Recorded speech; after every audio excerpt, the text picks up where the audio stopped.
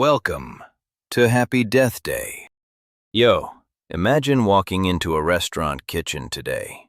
Chefs in clean white coats, stations organized, sauces lined up like soldiers, nobody screaming, "Where the salt at?"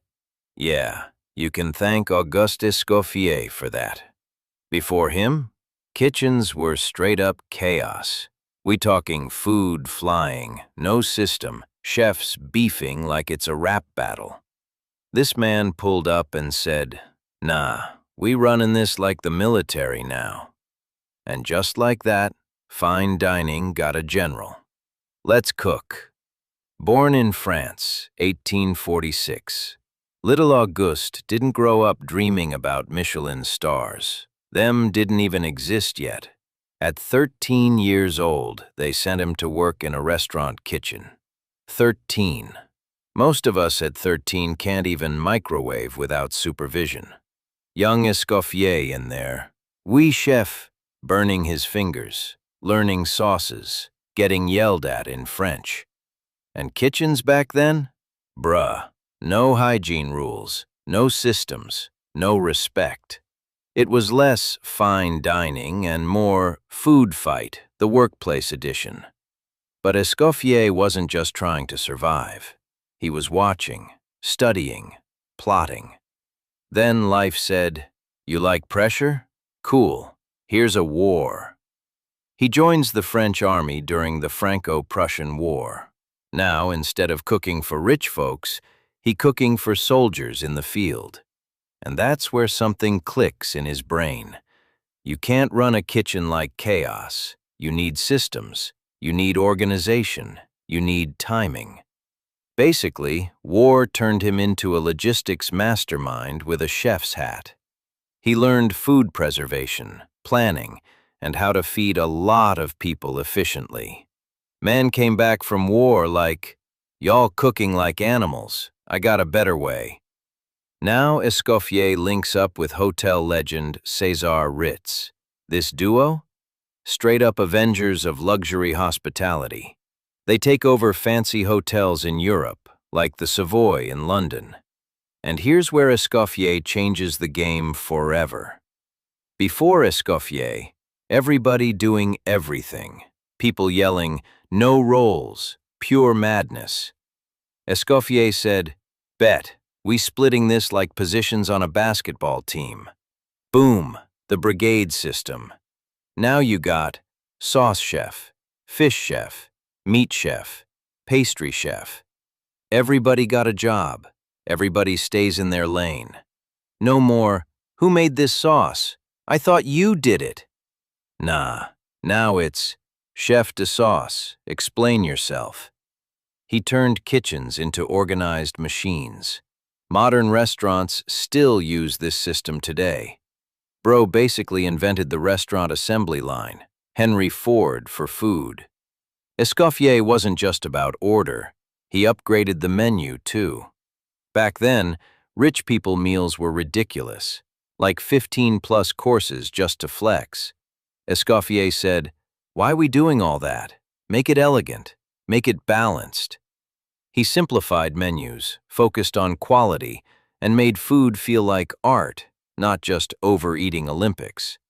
He also invented or popularized legendary dishes like peach Melba, Tournedos, Rossini.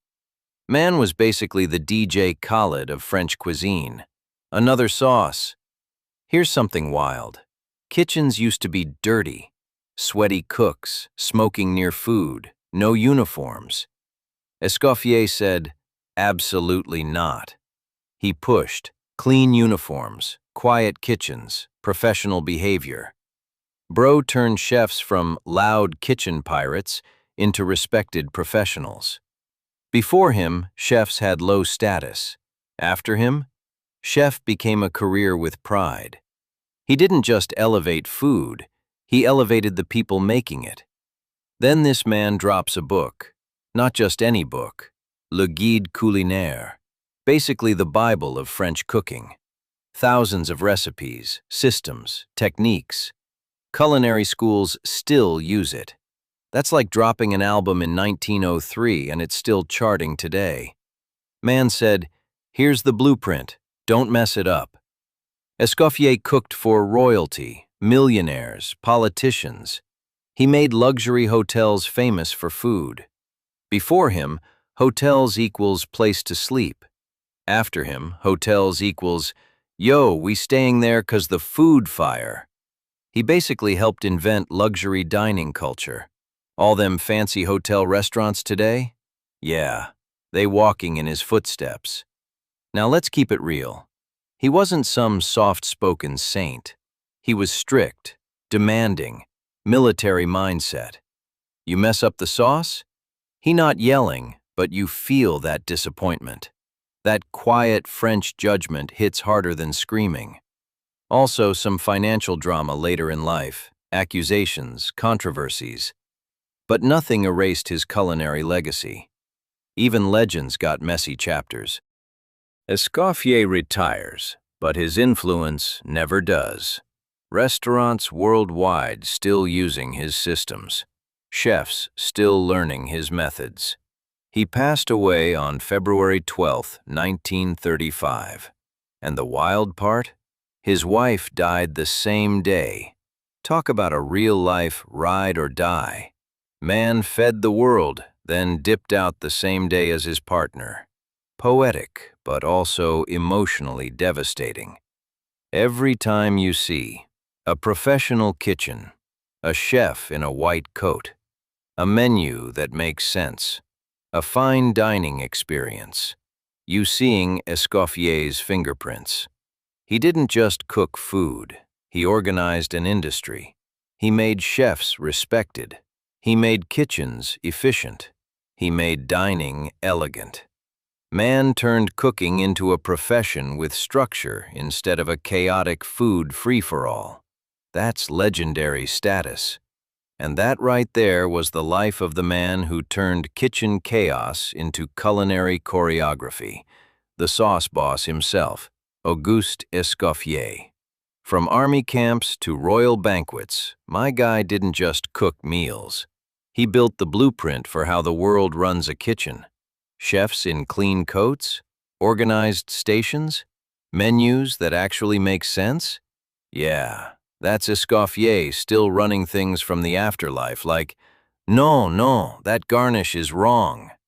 He passed away on February 12, 1935, but his recipes, his system, and his legacy? Still hotter than a pan you forgot was on the stove.